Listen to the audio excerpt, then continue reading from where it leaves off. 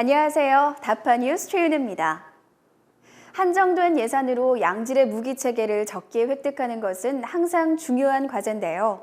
방위사업청에서는 매년 분석평가 제도 발전과 정보교류의 장을 마련해 국방 분석평가 업무의 성장을 지원하고 있습니다. 그 현장 지금 바로 소개해드립니다.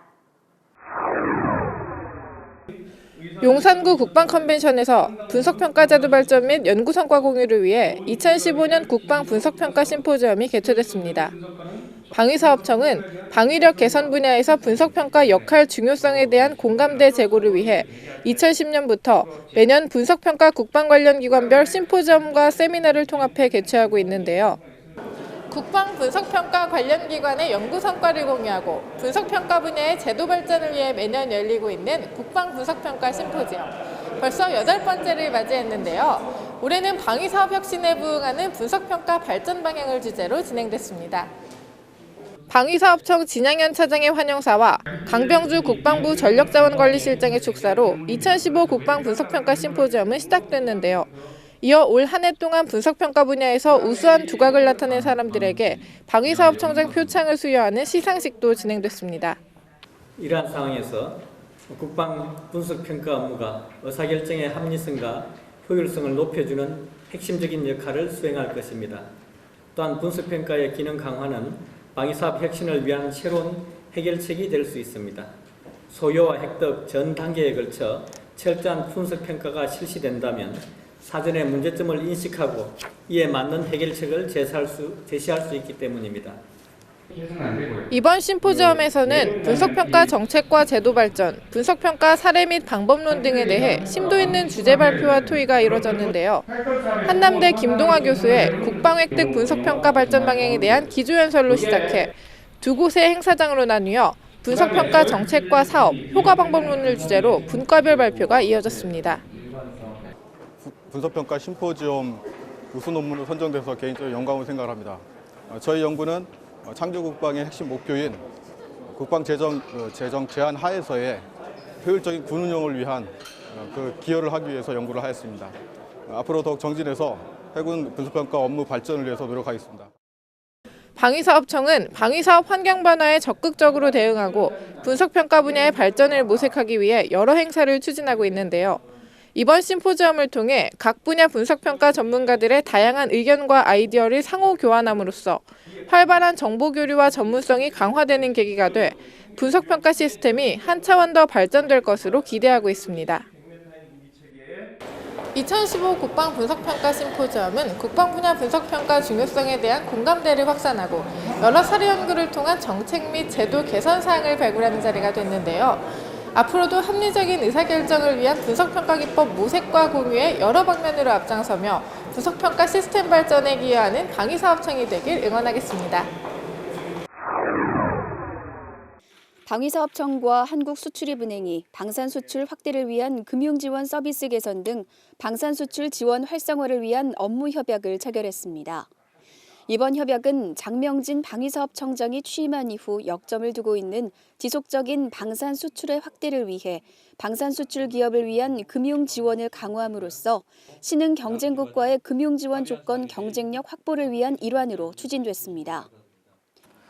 오늘의 협약은 단지 금융 지원에 그치지 않고 인력 교류를 통해 방산물자 금융 전문가를 육성하고 국가별 구매 정보와 해외 투자, 국가별 자료 등 정보를 공유하며 두 기관의 해외 네트워크 활용과 수주 활동 지원을 통한다는 점에서 방산 수출 기업이 한층 더 성장할 수 있는 안정적 토대를 마련했다고 생각합니다. 방위사업청은 이번 협약으로 수출 금융 전담 기관인 한국수출입은행과의 협업을 통해 방산 수출 종합 지원 체계를 구축하게 됐습니다. 앞으로 두 기관은 지속적으로 업무를 공유하고 협력해 선진국형 금융지원 시스템을 갖출 수 있도록 최선을 다할 계획입니다. 방위사업청이 한양대학교에 신호정보 특화연구센터를 설립했습니다. 특화연구센터는 국방 분야의 핵심 기술 확보와 우수 연구 인력의 국방연구 개발 참여를 유도하기 위해 특정 분야에 대해 우수한 대학 및 정부 출연 연구소를 선정하여 집중적으로 연구할 수 있도록 지원하는 제도입니다. 동센터는 신호수집 연구실, 부호와 보건 연구실 등 4개의 전문 연구실로 구성되며 18개 대학, 36개 업체 소속 250여 명의 우수한 연구 인력이 참여하게 됐습니다. 장명진 방위사업청장은 한양대 한양종합기술원 빌딩에서 신호정보특화연구센터 개소식을 갖고 신호정보특화연구센터의 설립을 축하했습니다. 현재까지 신호정보 기술은 동맹국과 협업이나 선진국 장비 도입에 의존하는 상황이었습니다. 그런 점에서 오늘 개소하는 신호정보 특화연구센터는 우리만의 국가 전략 정보를 획득하고 분석 체계 기반 기술을 확보할 수 있는 요람이 될 것이라 생각합니다. 방위사업청에서는 이 연구센터에 2020년까지 약 125억 원의 예산을 투입해 다양한 형태의 신호 정보를 수집, 분석, 그리고 처리하고 사용자가 인지할 수 있도록 보관하는 핵심 기술을 확보할 예정입니다. 방위사업청은 앞으로도 장기적이고 체계적인 국방기술 개발 및 연구인력 양성을 위해 국방특화연구센터를 지속적으로 확대 설립할 계획입니다. 무기체계 부품 국산화 활성화와 제도 개선을 위한 2015 부품 국산화 발전 세미나가 개최됐습니다. 이번 세미나는 정부의 부품 국산화 정책 설명, 업체의 대표적인 부품 국산화 개발 성공 사례 소개, 그리고 부품 국산화 제도 주요 현안에 대한 전문가 발표 및 패널 토론으로 진행됐습니다. 이에 방위사업청은 무기체계 부품 국산화를 위하여 다양한 지원 정책을 추진하고 있으며 최근에는 전략적이고 체계적인 핵심 부품 국산화 개발 지원을 위하여 핵심 부품 국산화 5개년 계획을 최초로 수립하여 시행하고 있습니다. 또한 앞으로도 방위사업청은 부품 국산화 활성화를 위하여 지속적으로 관련 제도 개선을 추진할 계획입니다. 부품 국산화의 대표적 성공 사례로 LIG 넥스원의 신궁 적외선 탐색기와 성진테크윈의 FA50 조종관이 소개됐으며 핵심 부품 국산화 사업 연구 결과물 소유권 및 기술료 제도 개선 방안과 부품 국산화 제도 주요 현안에 대한 주제 발표도 이어졌습니다. 국산화율이 굉장히 높다고 보고서 국산화할 것이 없다고 판단을 하는 경우들이 많습니다. 업체가 자기들이 앞으로 투자할 분야가 어딘지를 이해하고 참여할 수 있는 기회가 될 수 있기 때문에 거기에 대한 개선이 필요하다는 사항들에서 문제를 제기할 예정입니다. 방위사업청은 이번 부품 국산화 발전 세미나에서 제시된 다양한 의견들을 구체적으로 검토해 부품 국산화 정책에 반영할 것이며 앞으로도 지속적인 의견 수렴을 통해 보다 효과적이고 실질적인 부품 국산화 정책 및 제도 개선을 적극적으로 추진할 계획입니다.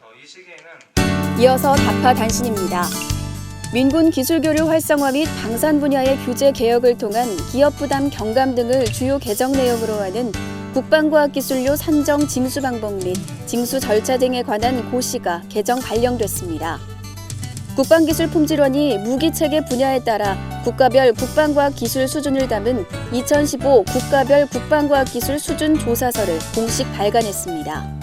방위사업청 대학생 서포터즈 제5기 8방미인의 활동을 마무리하는 해단식이 진행됐습니다.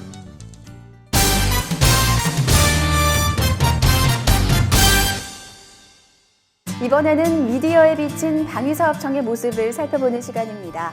먼저 국방일보부터 보겠습니다. 내년도 국방 예산이 모두 38조 7,995억 원으로 올해보다 3.6% 증가된 규모로 결정됐다는 기사인데요. 군 복무 여건 개선을 포함한 전력 운영비가 2.7% 늘어난 27조 1,597억 원으로 결정됐으며 방위력 개선비도 올해보다 6,258억 원 증가한 11조 6,398억 원으로 확정됐습니다. 또한 북한의 전면전이나 국지도발 억제를 위한 킬체인 및 한국형 미사일 방어체계 예산은 1조 5천억 원으로 늘었고 한국형 전투기 사업 예산도 정부안대로 670억 원으로 결정됐습니다. 마지막으로 동아일보입니다. 최근 이슈가 되고 있는 KF-X 사업에 대한 이우일 서울대 부총장의 글이 기고됐습니다. 절충교역은 무기 판매국이 구매국의 부품 및 장비를 역수입하거나 기술보호 정도에 따라 제공 가능한 기술을 이전하는 것을 말하는데요.